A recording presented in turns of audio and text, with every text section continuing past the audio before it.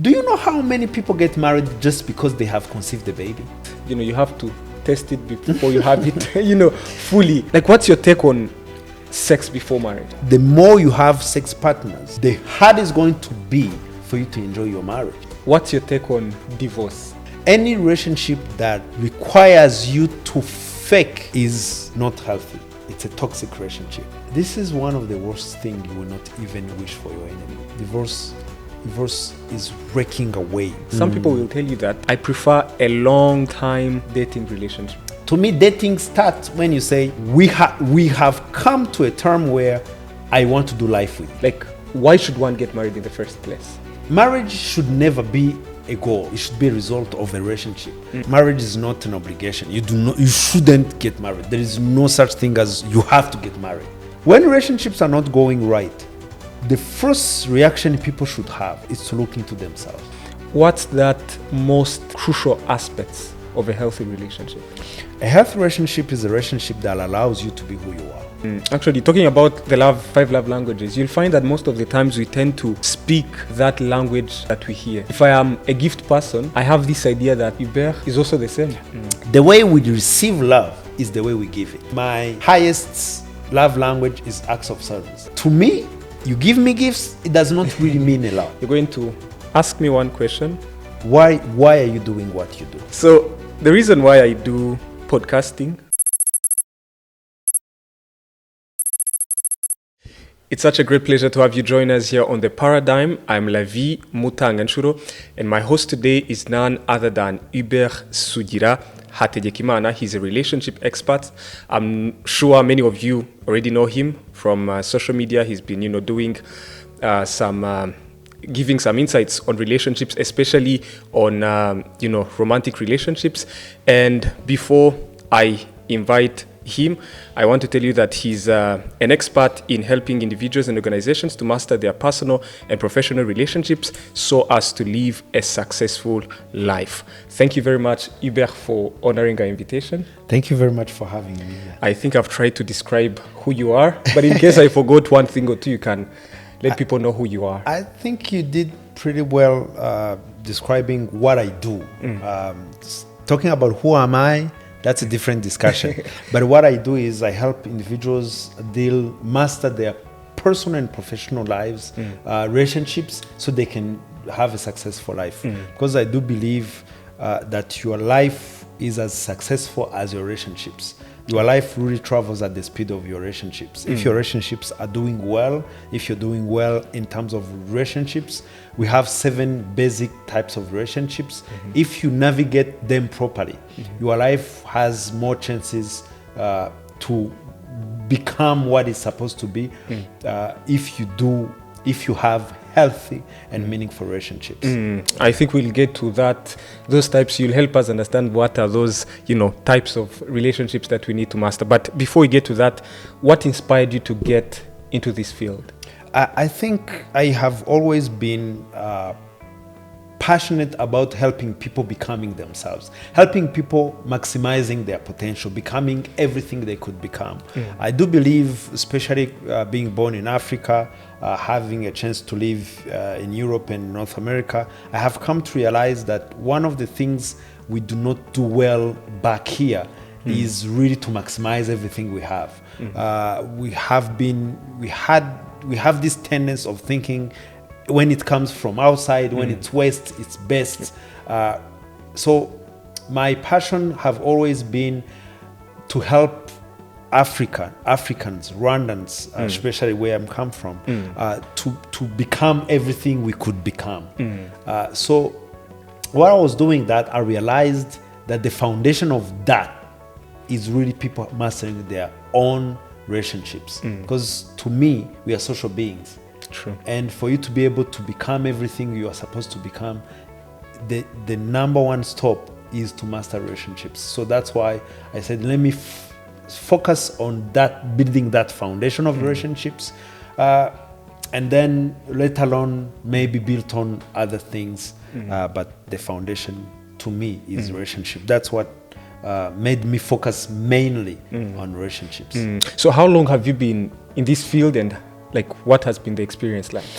I've been for a very long time, almost 20 years, as far as I remember, I always have been passionate about relationships. But I started doing it, focusing mainly on relationships, maybe almost 10 years ago. But only 5 years ago is when, on a daily basis, I deal with relationships on a daily basis. And what has been the experience like, especially in our context, our African context? The experience have been, a lot of people do not realize or do not think they need someone to help them with their relationships, even if they see the effects of not knowing what to do in most of the relationships. As you said, a lot of people who encounter my content, they encounter the romantic side of relationships. True. Because maybe in a professional setting, when I deal with companies, I have a lot of companies who hire me as a consultant to help with their, I work a lot with HRs of companies, but those things are not on social media. Those things are behind closed doors. So that's why maybe a lot of people do not have that. But it has been is people are reluctant until they sit with you and they say, okay, so this is making sense. Because what you're telling them, what you're helping them, what you're showing them, most of the time what I do is not really to tell people what they did not know. It's just to put that in perspective. A lot of people, for example, a lot of people do not realize many times we do not communicate. We talk to one another, but we do not communicate because many people, when they listen, they're not listening to understand. They're listening to respond. True. You see, so that's one of the things you say, and people are like, that's true. Because when was the last time when you're talking to a person, you pause and say, what did you understand from what I say? Rarely. It's or when someone is talking to you, say, is this what you're telling me? Seeking clarification. You will be amazed how much is lost in translation, how much is lost in understanding. I said something because concepts are different. People, humans are different. True. I always use this example. In Rwanda, where we come from, when you say, I'm going in a taxi, back in the days, taxi used to be minivans. That's what we call taxis. In our neighboring country, in Burundi, for example, those are not called taxis. They were called buses. Taxis were called cabs. These small. Yes, small. So you see, if those concepts are different, we are using the same words, the same syntax. I'm saying, if I'm coming to you and say, I will be coming in a blue taxi. The person I'm communicating, if those concepts are different, they'll not get your message. They heard my words, but they did not understand what I meant. That's true. So we're going to miss one another because they're going to be waiting for a blue minivan when I'm coming in a cab, in a taxi. in a book. So you see, that's an example, a very simple example of how simple things like communication, which is, to me, I say communication is the cement that holds the building of relationship together. That's very simple to show to people and help them understand. These are very simple techniques of how to master relationships. Really start with understanding people are different. True. You start by understanding I'm different from every human being. 8 billions today, no one has your fingerprint. No one has your brain design. Now they have come to realize that when they take a picture of your brain, all brains are different. The structure, all these small things. We know fingerprints is different. Our eyes. Now we have our phones. You look into it to open it. No one else will be able to do it. All those traits is the outside appearance. The inside is as different as that. True.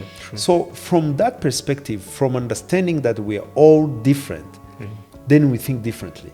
We have different concepts. We have different aspirations. We have different expectations.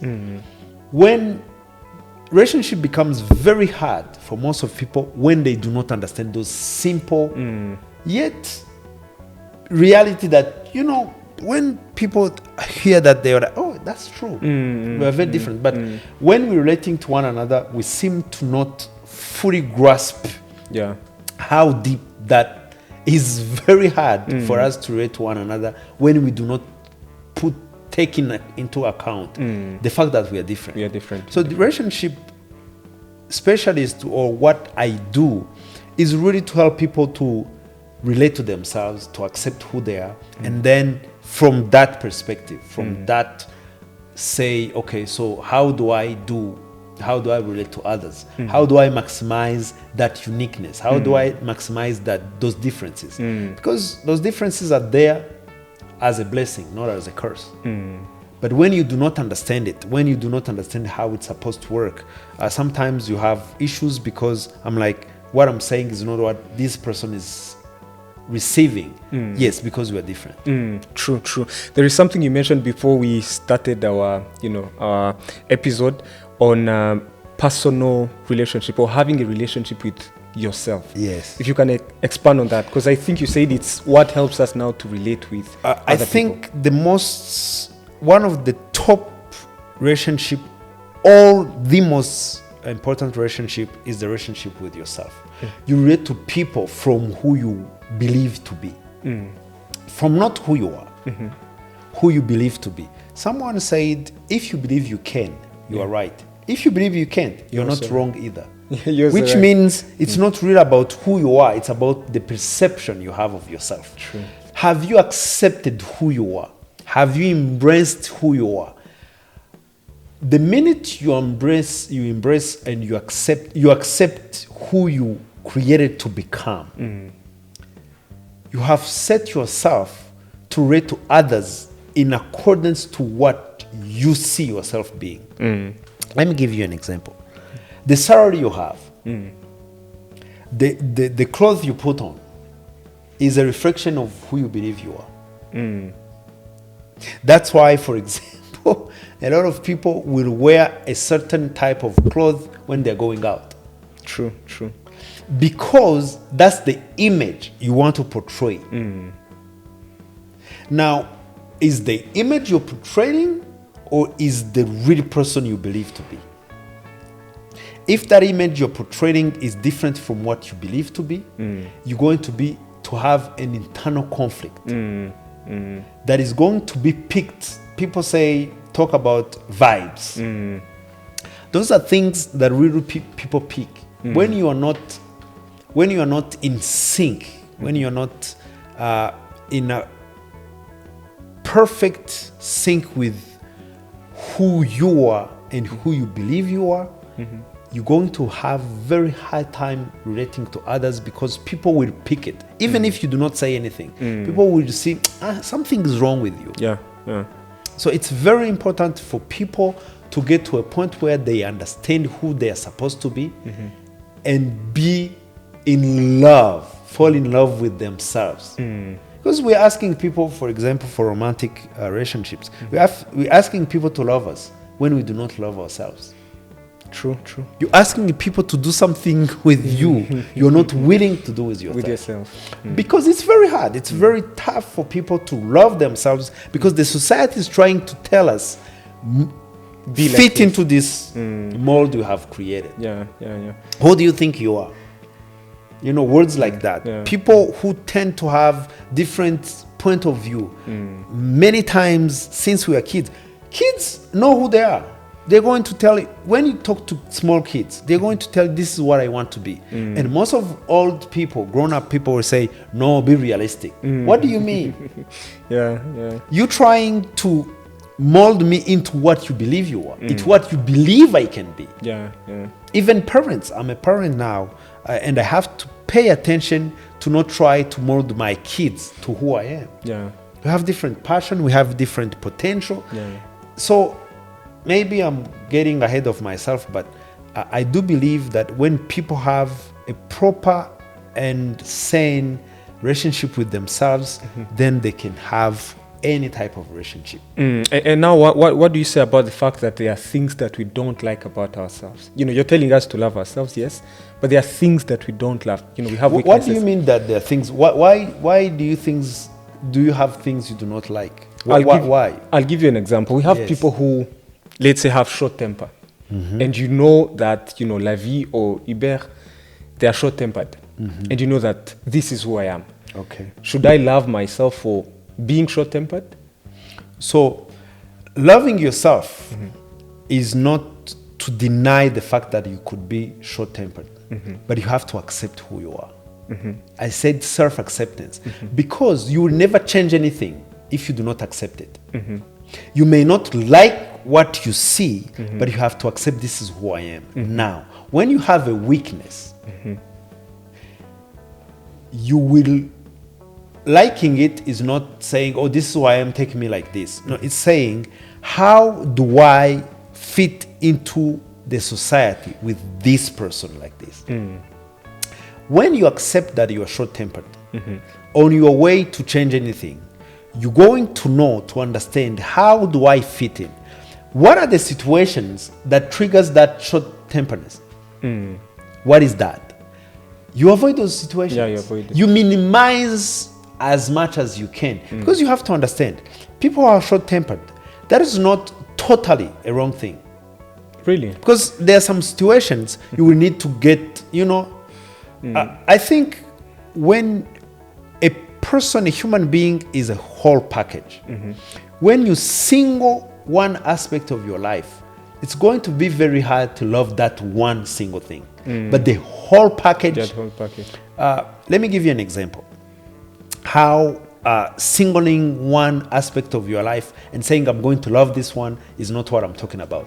You see these cookies, lebenye, Yes, amandazi, yes. for ndazi for most of people in the East Yeah, African they understand. community. For you to be able to do those cookies, to be able to do that, you take oil, you take flour, you take sugar, you take you put chapa mandazi inside, you put a lot of ingredients. One ingredient by itself is not going to be cool. Yeah. You can't even sugar. It's sweet, but you're not going to enjoy sugar by eating sugar by itself. True. You're not going to enjoy drinking oil. But when you put that together, and you blend it and you add heat on it, it's something you can consume. You see, that's a whole package. So when I say to fall in love with yourself, is to understand all those small aspects of your life. When they're blended, they can bring something good. True. That's Makes what I'm sense. talking about. Makes sense.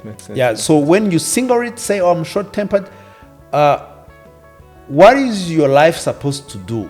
And how that...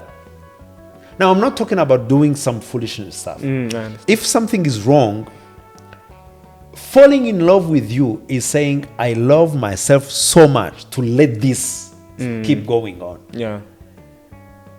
If you need to lose weight for you to be able to do what you're supposed to do, loving yourself is not saying, oh, I'm overweight, just take me like that. You're like, I love me so much. The way I am before I even lose that. I love myself so much that I'm going to hit the gym. Makes sense. You see, loving yourself is not saying, I'm going to stay there, be lazy. I love myself so much. Loving myself is seeing what I could become. And I'm going to do everything to become that person. Makes sense. Now it makes sense. Now back to relationship with, other people in your field as a relationship expert. What are those, misconceptions that we people have on relationships? Misconception. The first one is really people think that they relate to others, when relationships is really a mirror of who you believe to be. So it's really like the what we are talking about. When you realize, when you understand that you relate to others from yourself, the misconception is to always look to others. When relationships are not going right, the first reaction people should have is to look into themselves, to look back to themselves. Yeah. What is happening to me? How did this person end up in my relationship? What is happening to me that attracted this kind of people? So the first misconception is people tend to look at relationships from outside when they should look to relationships from their own inside. The minute you fix the inside, the relationship that needs to be there, stay there will stay. The relationship that should not be there will fall them for themselves, by themselves. Makes sense. It makes sense. So is that the only misconception? That's one of the misconceptions. The other one is people believe that you cannot learn these things. That, I'm amazed how people think that they do not need to learn, to study, to be coached about relationships. It's not an African thing. You have no, to. it's everybody. It's everywhere. Because when people count me in my work, when people come for the private sessions and all of that, most of the time they're like, what are you going to tell me about myself? I don't know. My next question is, when you have a headache, isn't it in your body? They say, yeah. Why do you go to a medical doctor? How someone who's from outside is going to help you fix your own body when you cannot fix it? But maybe that's a little bit to the extreme. But even there is nothing you know today you did not learn. That's true. Either intentionally or unconsciously. Because even a simple thing as a baby walking, you have to learn. Eating. Yeah. Babies eat how to eat. True. So there is everything we know, we acquired it. So relationships today, people have really to be intentional, because we have now access to technology, we have access to information, and we used to learn relationships by observing. Most of the things you learn is by observing other people. A lot of things you do, there are things, being born in Rwanda, being raised in Rwanda, cultural things are things we learn by observation. That's relationship right there. That's why a lot of people, they mirror their relationships from what they have seen in their families, in their homes.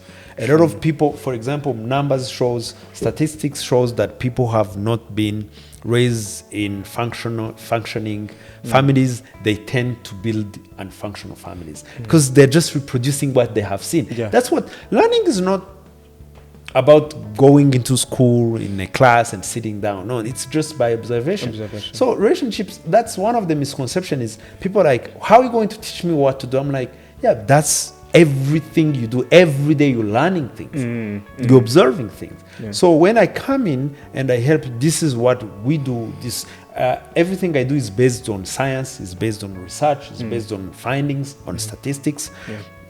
And the misconception is people, we know what to do. No, you don't. You don't. Most of the time we don't. Yeah, that's true. You talked about something that I recently ended up liking, intentionality. I was watching this podcast of Trevor Noah. He's one of my role models personally, and he's so intentional about his relationship. He doesn't have a lot of friends. Yes, he knows a lot of people know him, but when it comes to those close circle of his, there are very few people that they began with, even in South Africa, that they take time intentionally in a year, they go out and they don't use their phone, they just talk about things. You have everything you're doing, everything you're becoming is a result, either conscious or unconscious, of decisions you have made. True. We are making decisions every second, every minute. It's about decisions. So you better be intentional. Because if you're not, someone said, if you're not planning to succeed, you're automatically planning to fail. True. You being intentional about something. So you making decisions about something. So you better be intentional about what you do. It's really good for him. I think, being exposed. I think I was even listening to an interview he did the other day. So, one person was asking him, why did he leave the Daily Show? And he said, because he wanted to spend more time with his friends. True. Because he said COVID showed him what is the most important thing. Then he was saying he really left at the top of his job. He said, I'm going to invest. And he was right, because at the end of the day, your life travels at the speed of your relationships. True. That's true. That's one of the things that I like about him. And this brings me to the question of what's that most crucial aspects of a healthy relationship? A healthy relationship does 2 or 3 things to a person. A healthy relationship is a relationship that allows you to be who you are. It's a relationship that requires those in the relationship to be themselves. If you have to pretend to be someone else to be in a relationship, that's a very toxic relationship you are in. If you have to show, if you have to put on a mask, if you cannot be yourself in any kind of relationship, that relationship is toxic. Either romantic, either friendship. If you cannot be yourself and allow the other person to be himself, if any of the person in a relationship has to act in a way to stay in that relationship, it's toxic. Yeah, that's very true. But we that's tend to be the reality that you're living in. We want to conform to a certain. Then that's why people have fake relationships. So you want us to? Let me ask you a question. Yeah. If you love me, but the me you love is not the true me, do you really love me?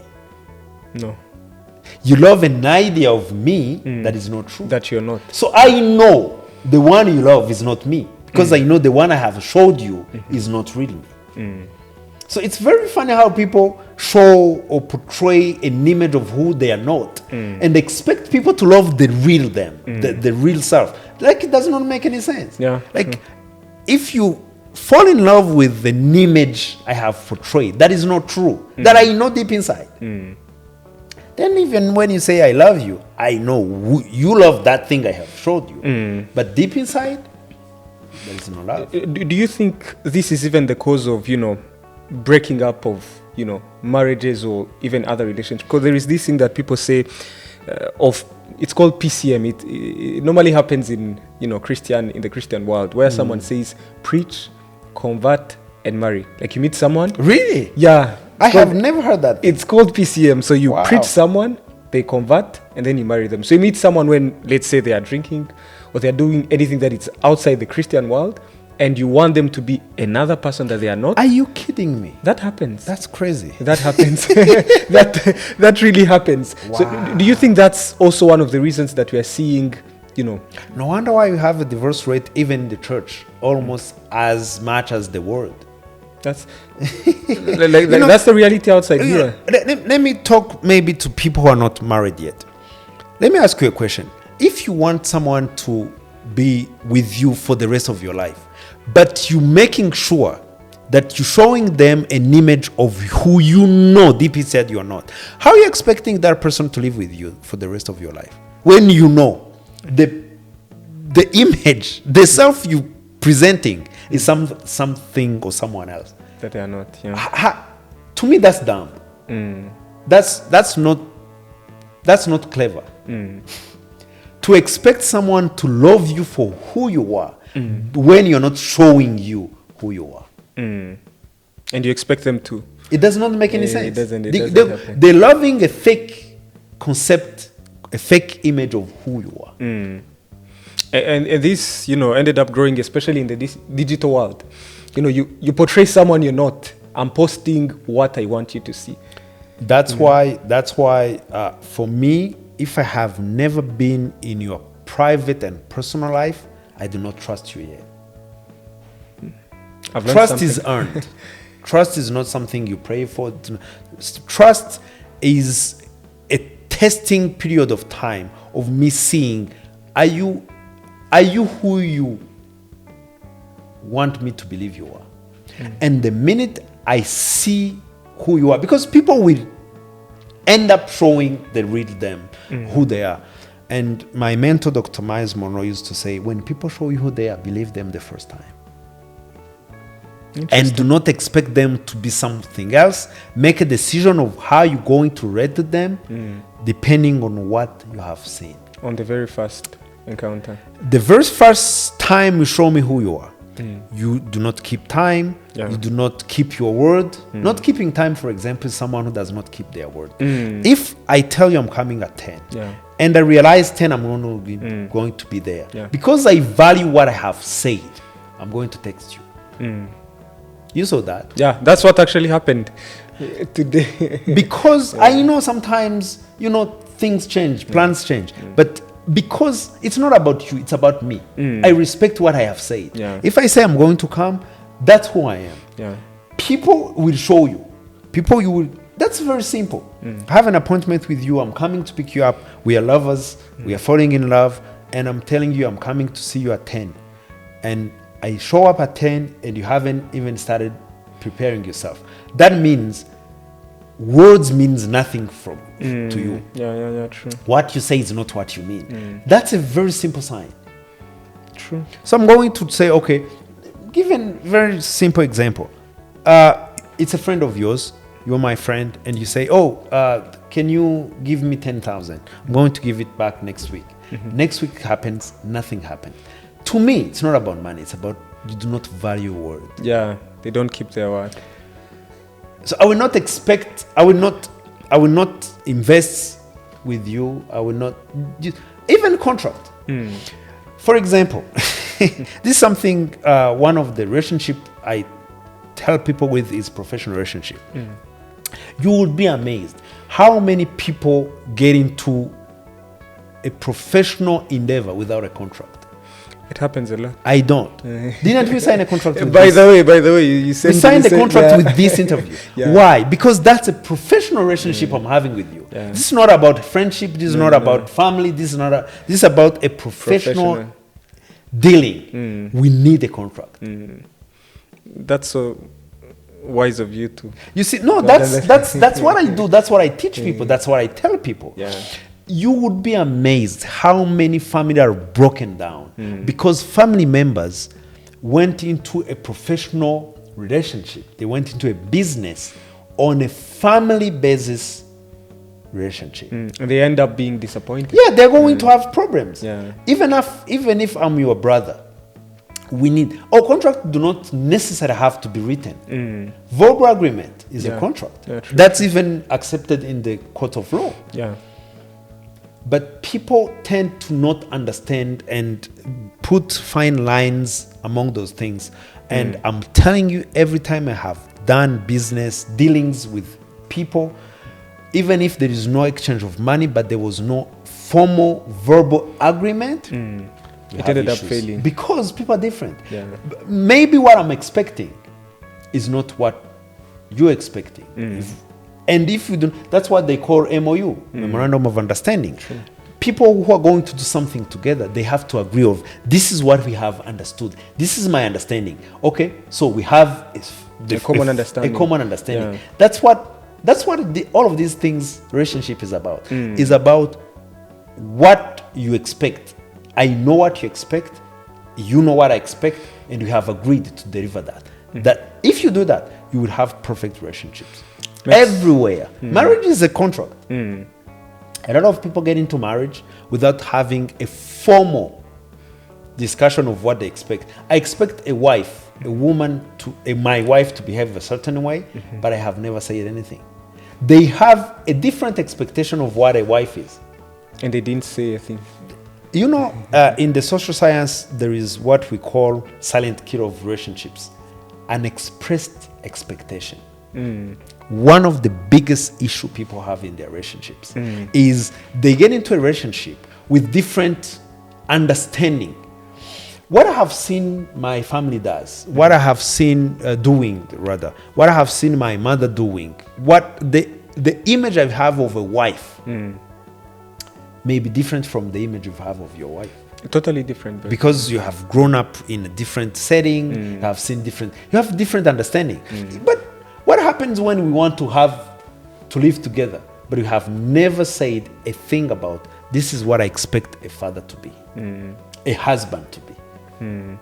Yeah, you're going to have issues. Yeah. Unexpressed expectation is what kills many relationships because people, and I don't know where we got these ideas from, but we tend to believe that, especially in romantic relationships, that when there is, people are supposed to know what I want. No, they are not. Yeah, you have to communicate and tell them. You're setting yourself for disappointment. So you have to communicate and tell them. You have to communicate. You have to say what it's. having, oh, I'm going to surprise. Surprise is not always the best thing to do. Yeah. Sometimes you just ask, what do you want? Because at times you can give someone something they don't even Let want. me give you an example. Like, for example, there is a very known theory about 5 love language. Yes. People have different ways to express their love or receive the love. Can you imagine? I can do everything I believe this is it. I'm hitting it. But people, that's not their love language. That's not how they receive love. Yeah. That's not their highest way of receiving love. So when you do that without really asking, knowing, understanding where people are coming from, you're setting yourself for the love frustration. Actually, talking about the 5 love languages, you'll find that most of the times we tend to speak that language that we hear. If I am a gift person, I have this idea that Hubert is also the same. Actually, this is how, maybe for people who don't know about 5 love languages, we have acts of service, words of encouragement, we have gifts, we have physical touch and quality time. Yeah. Now, most of the people, they have at least, we have all these languages. This, maybe for those who are not familiar with this concept, is the way people give love and the way people receive love. And for you to discover what is your love language, look at the way when you love someone, when you like someone, what is the most thing you want to do with the person? The way we receive love is the way we give it. So if, to me, for example, my highest love language is acts of service. If I love you, I'm going to help you. I'm going to serve you. I'm going to do something for you. Yeah. To me, you give me gifts, it does not really mean a lot. Yeah. If you see what I'm doing and you help me to do it, oh my God. Then they are speaking your language. They are speaking your language. And I have come to realize myself, when I love you, I will serve you. I will help you. I will do everything in my power to help you achieve what you want. That's how I receive love. So you see, but that's me. If I'm in love with someone, and love languages is not about romantic, by the way. Yeah, it's about colleagues. Yeah. You have to figure out your colleagues, if you want to honor them, if you want to recognize them. What is the most important thing for them? Is it acts of service? You may love someone. To me, if you want to recognize me, come and help me do what I do. Giving me gifts, I'm going to say thank you out of courtesy, but it does not mean much. Yeah. I'm a person, on my birthday, I always give myself a gift. Like the thing I want, I will be the first one to give myself a gift. Because I know what I want. Yeah. If you want to give me a gift, ask me what I want. Yeah. Like, at the beginning of the relationship with my wife, this was one of the reasons of fighting. She would give me like expensive things and I would give them away. She would be mad. I'm like, no, that's not, to me, you have given me a gift that now it belongs to me. Why can't I do what I want? You have all the rights. Because that the concept of gifts is very strange to me. But that's me. There's some other people. If you love them, give them a gift. And it does not have to be expensive. Yeah. Just have, for them, they like the idea of, oh, you thought about me, this and that. For example, a lot of people think, many people like women like flowers. My wife does not. She does not care about anything. And every time I speak to a group of people, I always show them and say, women who are here, raise your hands if I give you a flower. This is the highest form of expression of love. And it's only like 2 or 10%. 2 or 3% rather, not even 10% in the room. Really? But somehow, because maybe someone whose love language was receiving flowers, they were the people who expressed it the most, and we believe that is the case. Even the audience, think about it. If you're a woman, is receiving flowers the highest form of love expression for you? You're still watching The Paradigm with me, Lavie Mutanganchuro, and I'm with Hubert Sugira, a relationship expert.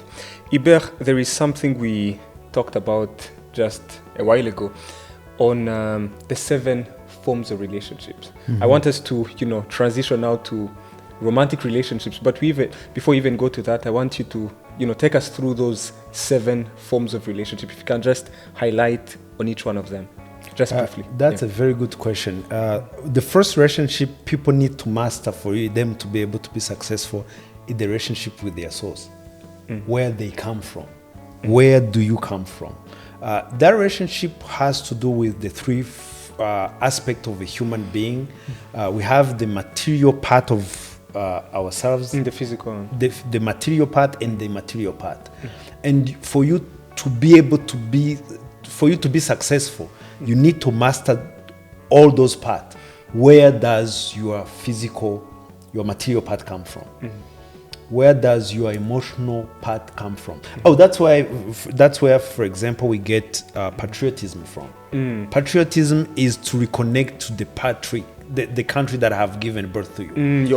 It's very important. So from those aspects, and of course, for those who are spiritual, believe they are spiritual, you need to know where does your source, the source of your spirit comes from, and relate to that. You need a relationship with your source. That's why we eat. Because our source is the ground, is the soil. That's why for you to be able to live successfully, you need to have a relationship with food that is naturally from the same source. Where you came from. So you need the relationship with your source, the relationship with yourself, then relationship with your family. You need to master relationship with your family members, relationship with your friend. Friendship is one of the most important relationship to have, and then relationship with your spouse, your romantic relationship. Then you will have your professional relationships, and you have your acquaintanceship.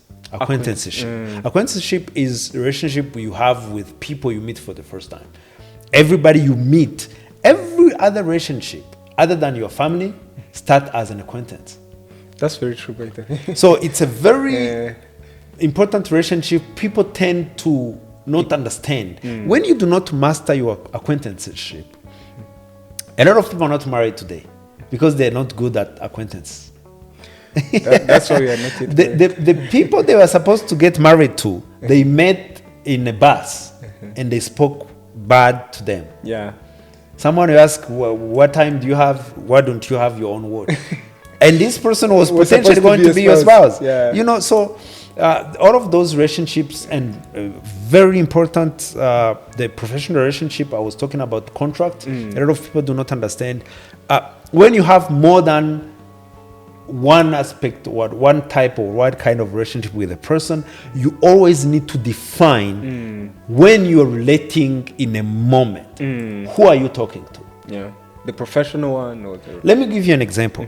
If you work with your spouse and you work in an environment with hierarchy and your wife is your boss, what happens? You need to understand, now I'm not talking to my wife, I'm talking to my boss. To the boss, true. By the way, we have seen examples of people who are married who are in the military. And what happens when your wife has a higher rank than you? In military, it's very rigid and the protocol is very straightforward. You see, those, but in everyday life, it happens.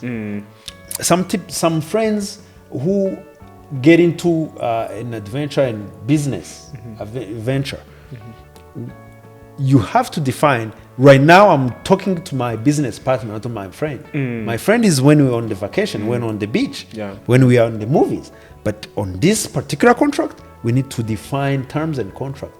So you need to put boundaries in between. Absolutely. So when you understand all of these relationships, then you know how to properly navigate them. That's basically what I help people with. Interesting. And now I want us to transition and focus specifically on romantic relationship, which I know many people are waiting for, because that's how I go to know you personally, from the internet, seeing you give insights on relationship, how to date, how to know the right person to date, how to marry, how to have a successful marriage. And to start with, because before marriage there comes dating. When should I start dating? That's a very good question. When should you start dating? First of all, dating to me should be a result, not a goal. What I mean by that is, do not say, I'm going to date this woman. I'm going to date this guy. Dating should be a result of a friendship that as you get to know the person, you start falling in love with that person. Why? Because when dating is a goal, there is a lot of fake associated with it. Because, and that's subconsciously, because humans want to be successful. So if your goal is to date a woman, you're going to do everything for that woman to love you, to like you. Yeah. And you may find yourself faking a lot of stuff. But for a long time, I'm not talking about dating for the sake of dating. I'm talking about dating for having a long-term relationship. It should be a result. So there is no time. It should be a result of many things, and you get to a point where you're like, I think this person, I'm liking what I see, and I can be myself around this person. I can allow this person to be who they are, themselves, and I want to spend the rest of my life with this person. To me, that's when dating starts. I see. And now that brings me to this question. What should be done in that period of dating? Because we at times, it's become so popular, I have a girlfriend, someone has a boyfriend, etc. And we don't know what to do in that phase of dating. Like, what should be done in that phase of dating? What friends do? Spending time together, getting to know one another on a deeper level. The deeper you go, the more things you find you embrace together, the more chances you have to have a successful marriage. Because you have to understand, if you date for marriage, you have to be very intentional. You have to talk about everything about your future. What is your goal? Do you have a common goal? Are you going to, because you have to understand, marriage is about two people deciding we're going to go on this journey of our lives together. You need to find out, are you on the same journey? Interesting. Not every friend should be your spouse. I agree. Not all the people you like should be your spouse. I can like you, but we are not going into the same direction. We spend time together, but you go after your own life, I go after my life. My spouse is supposed to be in the same boat with me. Same road, we're traveling, we're going to the same direction. That's very important. So in that phase of dating, of getting to know one another on a personal and real level, that's when you get to a point where you're like, you're going to the same place. I want to go with you. Let's do it. And I want to ask another question, which is kind of personal, but not that personal. I was discussing with some of my friends, and they were telling me that, they have different opinions about dating. Some people will tell you that I prefer a long time dating relationship. For, let's say, 5 years, someone can tell you 7 years, because they'll tell you that this is how you'll get to know the person that you really want to marry. And you'll have other people that will tell you that you just date for 1 year or 2 years. Don't waste time, because you don't know what will happen the next day. So I prefer going in this, dating relationship for a period of like 1 or 2 years, and then you get married. So I want to hear from you. What's your take on that? Okay, so you see, we may have different definition of what that word dating means. To me, you have started dating the minute you put a kind of exclusivity of that relationship. That's why, to me, you need to be friends for as long as you need. But when you're still on the friend type of relationship, there is no exclusivity. So you're just having life. That's why, to me, there is no such thing as I have dated you for a year. To me, dating starts when you say, we have come to a term where I want to do life with you. So you have spent enough time knowing where the person is going, getting to know that person. So to me, that is not dating yet. Dating starts when you say, I'm going to be exclusive to you. So that period to me means, okay, now, because we are social beings, getting married involves a lot of preparation. Now we are preparing our marriage. To me, that's what I call dating. So that's when dating really starts. Yeah, to me, that's when that's really start. That shouldn't be 5 years. Because what were you preparing for 5 years? Yeah. So you see, my concept of dating is very different from most of people. So how do you call now that phase before dating? That's friendship. You're just getting to know the person. So and I think that's why a lot of people put pressure on them, because things become what you call them. If I'm getting to know you, but I have put a tag of you, my girlfriend, a lot of people, when they see things they do not like, because they have said you're my girlfriend, you're my boyfriend, they try to force people to become who they are not, or they fake it. Yeah, You just see, to conform to. Yeah, because you're trying to conform to what you have agreed to be. But when you're friends, let me tell you, when are you the most yourself around your friends? Yeah. They know you crazy, you doing foolishness. you want. You love. That's because there is no such thing as this is what. Then in that period, you get to know a person and you're like, I like what this person is. You will be amazed how many lovers do not like one another. They are romantic partners, but they do not actually like spending time together. When they get married, they're in trouble. So you shouldn't put a tag until you have come to understand the person on a level. You're like, I do not want to live the rest of my life without this person. To me, maybe I have answered a question you haven't asked it yet. That's the right person to date. That's what I was actually about to ask you. Then when you go from that, you now start saying, okay, now for real, what does this look like? And even date, in a dating phase, you haven't put a signage, signature to that paper yet. Yeah. As long as you're not married yet, you can walk out anytime, anywhere. That's why normally you shouldn't have sexual intercourse at that period.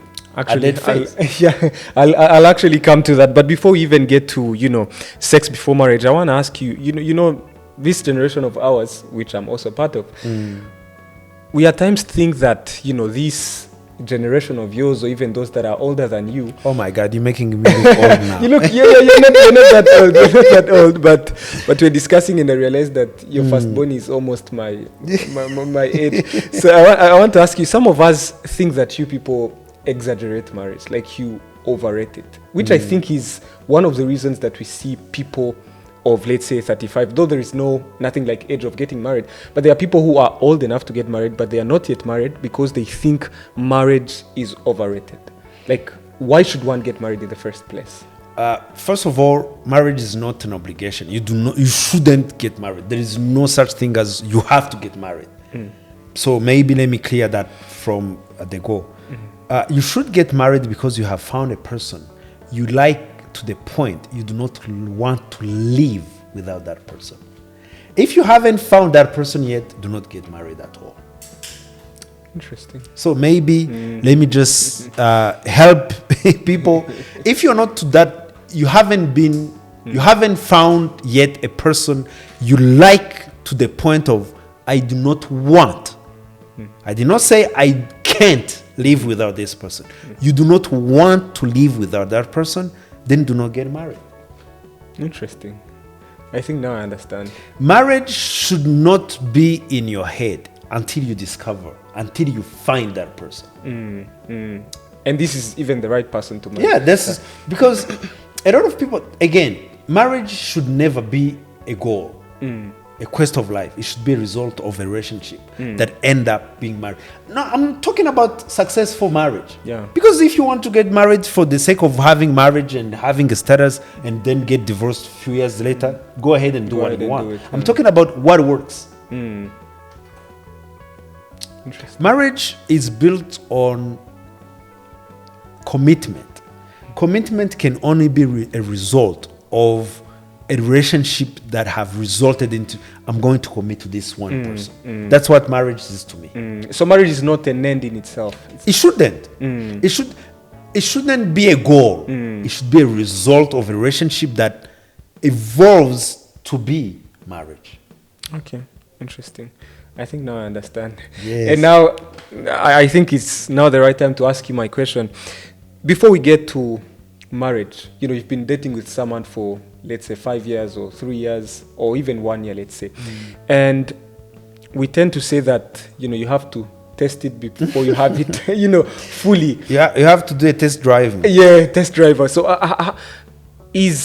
what's your take on sex before marriage? It's not even really my take on sex before marriage. It's what statistics, what science shows about premarital sex. Premarital sex increases divorce between 200% to 400%. Huge. It decreases marriage satisfaction up to 40%. People who engage into premarital sex are not satisfied in their marriage, they divorce more. So it's not about really what my take is, it's about what is. One of the reasons is people who say they're going to test before marriage, they do not want to commit. Commitment is the foundation of marriage. So people who start that way, they're already in a red zone. They do not want to commit. Ladies, do not accept to be test drived. You are not a car. You are more valuable than a car. What happens when I test drive you and I don't like it?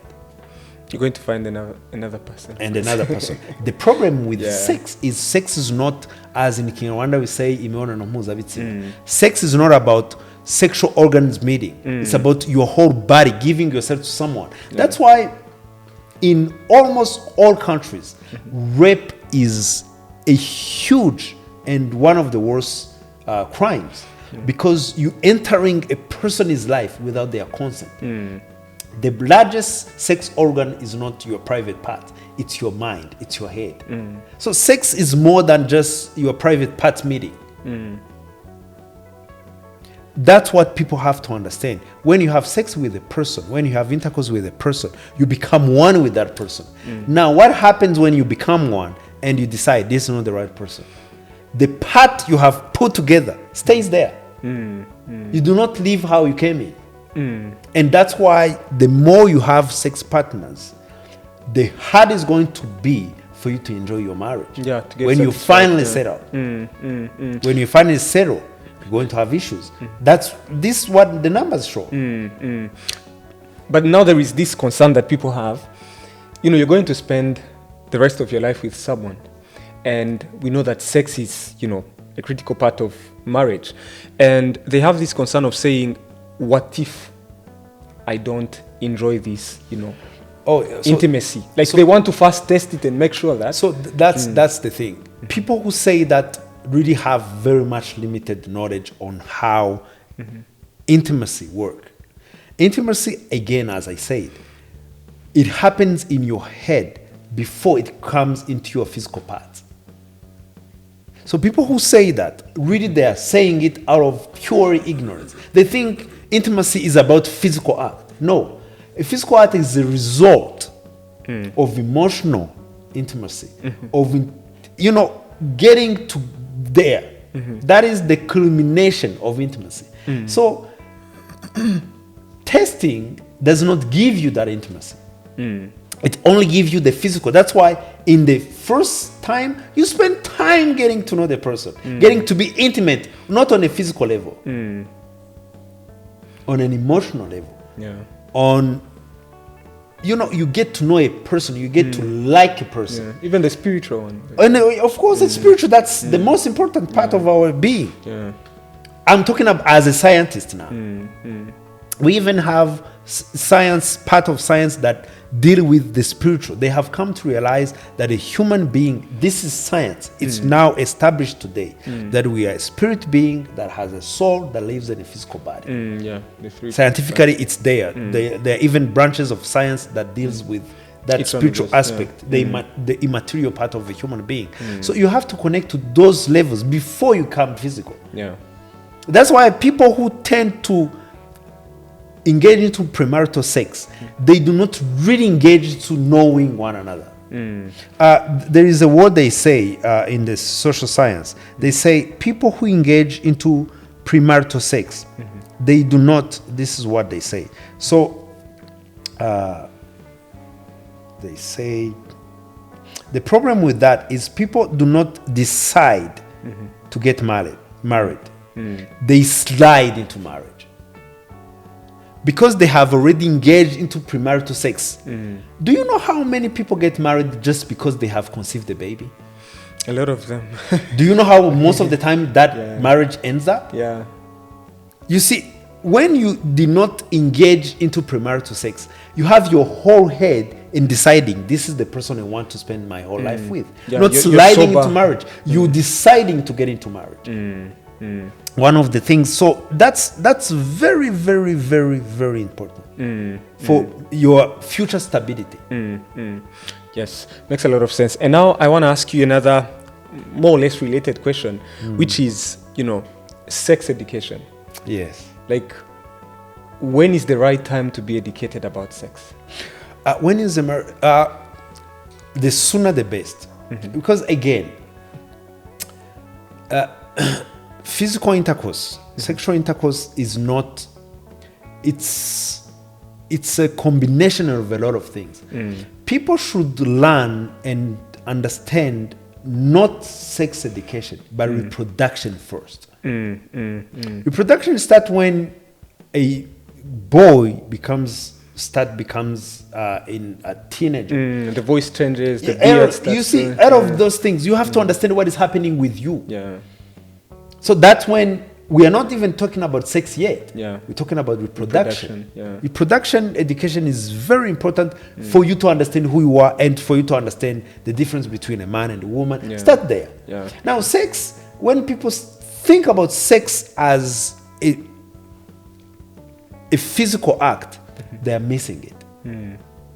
Again, your largest sexual organ is your mind, not your private parts. So the sooner you understand these things, the better is. And you need to have a proper, even getting now to that nitty-gritty or dealing with the elephant in the room, which is sex. Yeah. People need to have a proper education. Let me tell you, a lot of married people I have in my office, the problem they're dealing with is in their bedroom. People have been married 15 years who have never been satisfied. Not because they did not try, not because they did not have premarital sex, but because they did not have education, especially in the churches. In the church, we tell people, abstain, abstain, abstain, do not have sex, do not have sex. Then when we marry them, we give them the certificate and the right to do it. We do not teach. There is nobody who's going to teach them what to do. Yeah. And I'm telling you, that is not the best way to learn those things. Is not through movies and pornography. Pornography is people acting. It's not real. Yeah. A lot of people, the only sex education they have is pornography, is these things that are not real. It's like if our military was going to be trained by watching at Rambo and Commando and these movies. The Hollywood movies. Yeah, the Hollywood movies. That's not how it works. Not, really, not one person is going to take over one barracks by himself. Yeah. That's fiction. Makes a lot of sense. You need to learn. You need to understand. To me, really, sexual education is not about sex. It's about understanding how a human body works. Yeah. It's about biology. It's about hormone. It's about understanding. Even the mental aspects. The mental aspect is the most important because your largest sex organ is your mind, is your mental. Yeah. And then talking about, pornography and the sources, in this digital age, the source of information that we have most of the times is, YouTube, those sites, XXX. And now this brings me to the question of what's the right or appropriate source of sex education if I am trying to get to know what it really is. People who understand what they're talking about. People who have studied, people who understand how sex works, people who understand how biology works. I think we need, and we have a lot of sexologists, a lot of people who understand these things. One of the things I do in helping people is, I will tell you, you will be amazed that maybe in my last few clients, I'm thinking about the last 5 clients. 2 or 3 of them were dealing with about sex in their marriage. People who have been married for 10 years, 5 years, 15 years. Oh, by the way, for the sake of numbers, 80% of women never experiment orgasm in their marriages. This is how bad what we're talking about right now is. Because people don't know. People assume because they have these physical parts that they know how they're supposed to work. They don't know because they do not learn.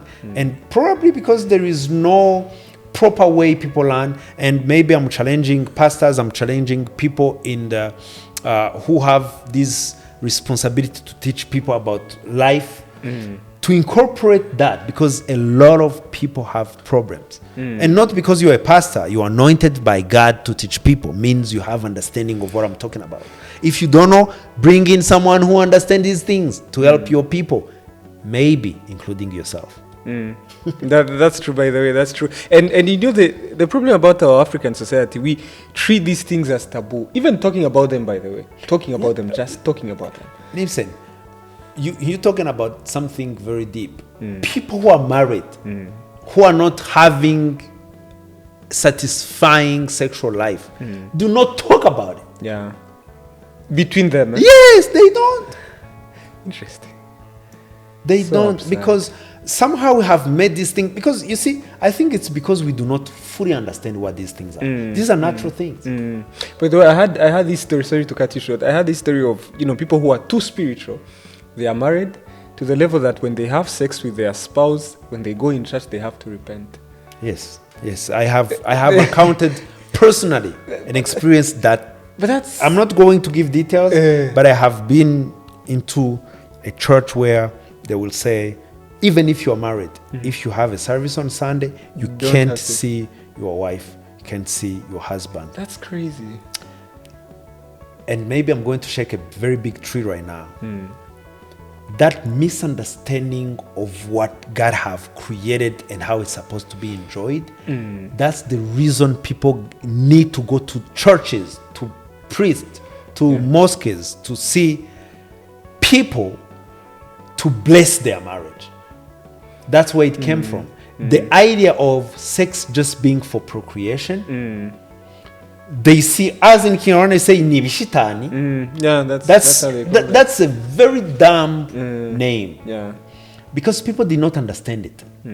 And because people do not understand that apart God is creation, that enjoyment is created within the boundaries of marriage for a purpose of enjoying. And I have under purpose, the purpose of sex is more than just enjoyment and procreation. That's what bonds you. When the Bible says, for example, for those who are believers, that to become one, he's talking about sex. Because we know by science that when you have sexual intercourse, you become one. There is oxytocin, that is an hormone that they call a bonding hormone that is released during sex. That is what makes people become one.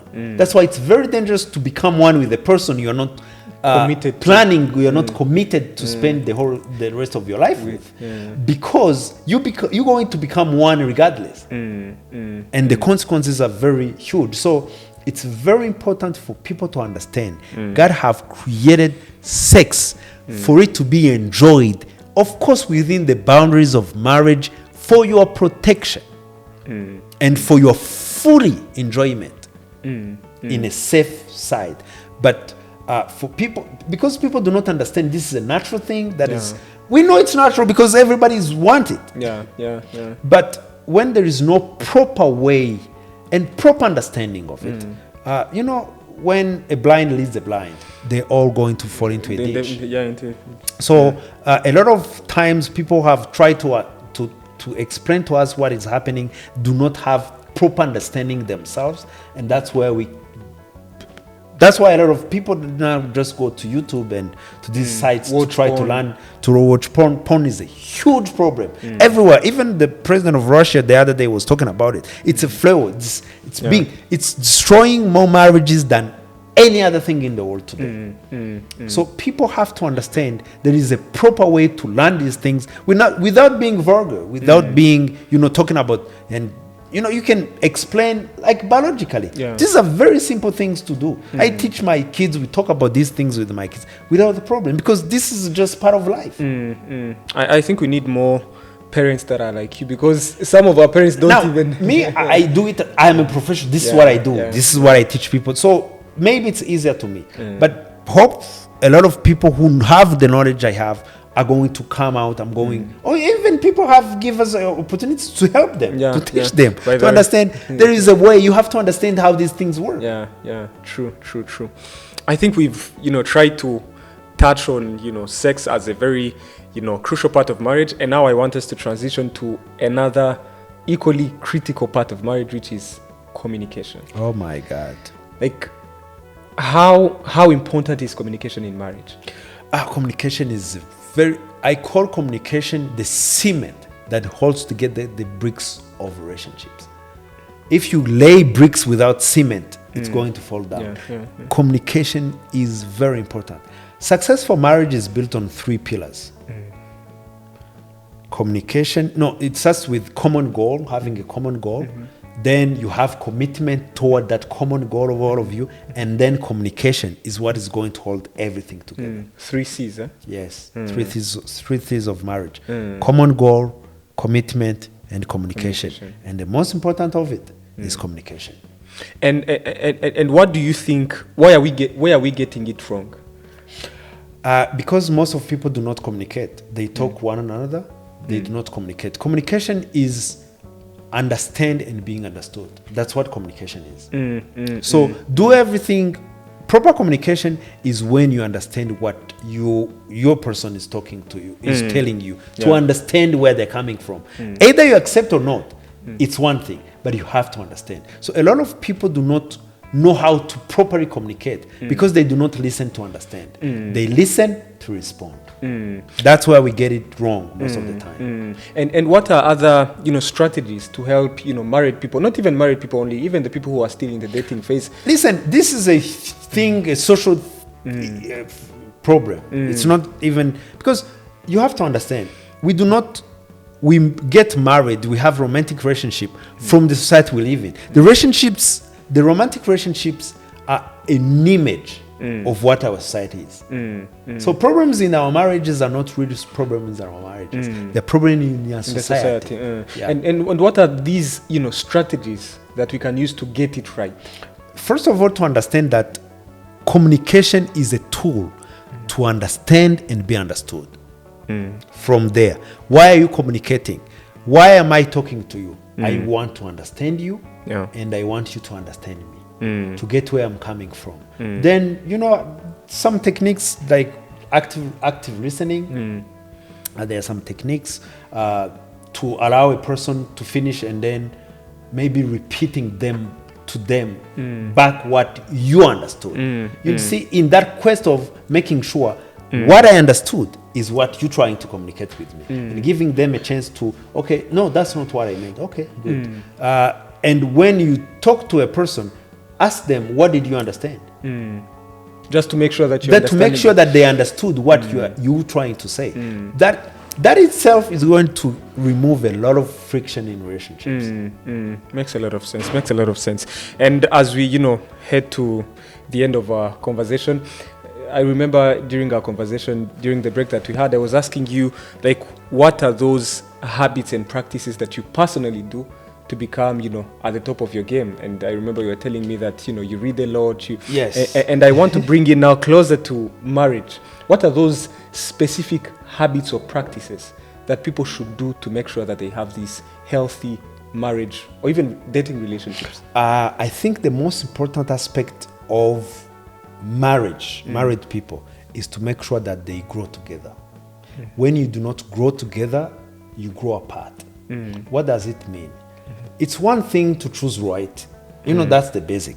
If you do not choose the right person, you're going to be doomed. Your marriage is not going to work. How do you know the right person? Is the person you want to be with without having to change who you are. Or having them to change who they are to fit into your life. Yeah. Once that is done, then you will have to make sure to grow together. Growing together is really a matter of intentionally making sure that you always in touch with what is happening, because people evolve. Yeah. All of you are going to evolve. The spouses are going to grow. Yeah. Then you have to grow together by communication, by setting intentional times to check in with everyone.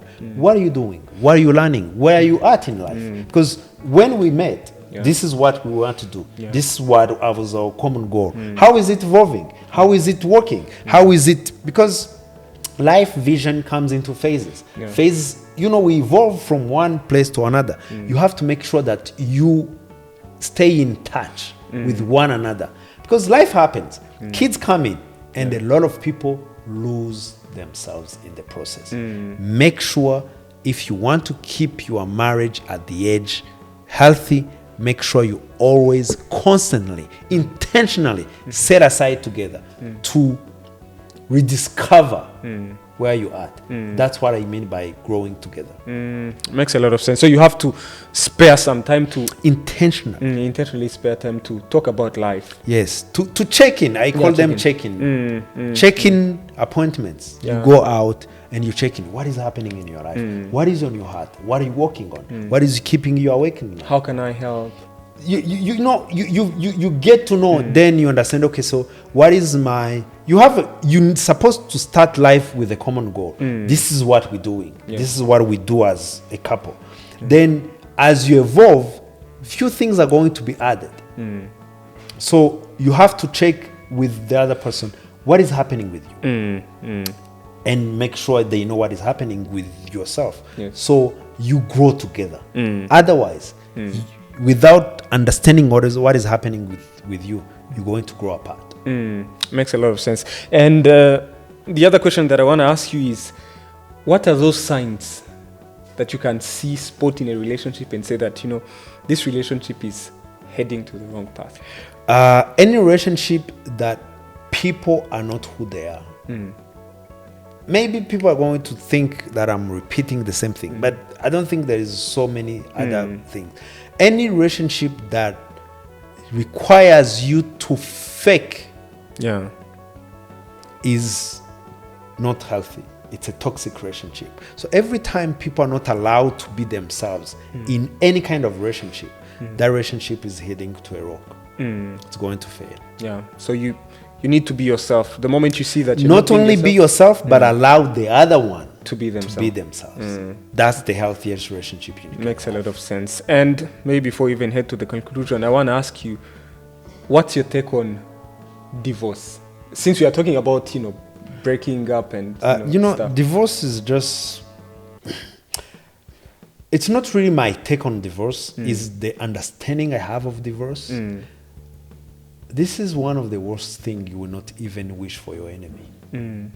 Divorce is wrecking away. If you have become one, divorce is like to remove a body part. It's really what there is a woman I respect a lot, Pastor Hortense, who said, divorce no gushkwanyuka. It's like wrecking apart. Yeah. So I will not wish that to anyone, but it happens. And when it happens, it's, first of all, it's a stress. It's a pain. You need to recover. You need to heal from that thing. So it's something you cannot wish for people. But again, we do not wish anyone to have an accident. But it happens. So when they happen, you need to recover. You need to go through a process of healing, of restoration, to get back. Few parts you can get back, because I believe you cannot get everything back. But what is that time that it reaches that someone can say, I'm going to leave? Is there that time when you can say, when you can recommend someone, you know what, at this point, I think it would be better to leave? Yes. Now, the divorce question, I would just stick with what the Bible says. The Bible allows people to divorce. Does not impose you to divorce, but allows you to divorce if there is infidelity. Not because people cannot recover from it, because the process of recovery, if it's not done right, it's going to destroy all of you. So some instances, when your life is at stake, when your life is threatened, because your life is more important than your marriage. You're only married because you are alive. You're alive. So if your life is at stake, if your life is threatened, divorce may be the right thing to protect you. If there is infidelity and you do not know or you do not want to go through the recovery process, both of you, the Bible allows you to divorce. Makes a lot of sense. And now I want you to give a message to 3 people. One is someone who is not yet married. Okay. The other one is to someone who is already married, who are, in marriage. And the third message is to someone who has already divorced. If you can, tell one thing or two to those. One thing I can tell all of them, find yourself. Never lose yourself anywhere you are. You are the most important ingredient in your singleness, in your marriage, and even if you're divorced. Make sure to never lose touch of the true self you are. That would be the foundation of any other relationship you will have. Make sure to always be in sync with who you are as a person. Makes a lot of sense. And as we conclude, I want to give you an opportunity to... So we are going to do 2 things. One, you're going to ask me one question, and then I'll also give you an opportunity to ask a question to the next guest that you don't know. Ask them anything you want to ask them. Like you don't know the person, but to begin with, you... Okay, so the question I'm going to ask you, why are you doing what you do? Interesting. I think I also asked you that question. So the reason why I do podcasting, first is because, it's my passion. I liked it ever since I was, in high school. It's something I really, liked. I liked media, I liked journalism. But then at the end, I went into, corporate communications, and I realized that I had this, gift or talent that I was not using. And I felt that urge, to go back to what I love the most, which is, talking to people, meeting new people, getting to know what they think, and, communicating that thing to the audience. And there is also this other aspect of purpose, which you mentioned a bit. And I feel like my passion or my purpose is, being a bridge between people who are already somewhere and people who are down there. I like that. Yeah. How do you bridge that gap? How do I get to know how Sugira does his thing? And, you get to help that people who cannot meet you personally. I become the bridge between you and the people who cannot meet you, who really want to hear from you. So that's basically why I do what I do. That's amazing. You see, if this question, if you have never explained why, now your audience know why you're doing what you do. So the question for the next person would be, have you discovered your purpose yet? If yes, how do you define it? Interesting. I actually think this question, these people can even, the people who are watching us right now, you can actually go in the comment section and answer that question that Sugira had asked. But have you discovered your purpose yet? If yes, how do you define it? How do you define your purpose? How do you define your life assignment? This is going to be a tough question for the next speaker. I know. I'm sorry. I hope they don't get to watch this interview before, for them to not get that prepared. It's better for them to be prepared. But anyhow, this question is really a life question that people do not really need to prepare. If they know and they have defined it, it's going to be very easy to answer. And if not, just say, I haven't figured out yet. And that's okay. Yeah, I agree. Then I think we'll have to end it here. I want to thank you very much for watching the Paradigm. I'm Lavie Mutangacho, and I also want to thank my guest Hubert Sugira for honoring the invitation. And we do hope that even next time when we invite you, you shall make time from your busy schedule and be here. Thank you very much for having me. It was a fun one. Yes, and maybe one last. Where can people find you? Hubert Sugira on all my social media, YouTube, Instagram, Twitter is the best way to get me. If you need personal coaching, relationship coaching, you want to invite me to your place, you want to hire me for any of the services we do, that's the best way. My website is hatejikimana, my last name.com. Very easy to do. So that's mainly the best way to get rid of me. And my office number is +250 78 444 2919. Yes. Well, we'll have to end it here. Allow me to thank you once again for your time. And I want to remind you, in case you have not yet subscribed to our YouTube channel, please do so for you to be, updated to any new content that we'll be publishing soon. Until next time, I'm Lavie Mutanganshuro. God bless you.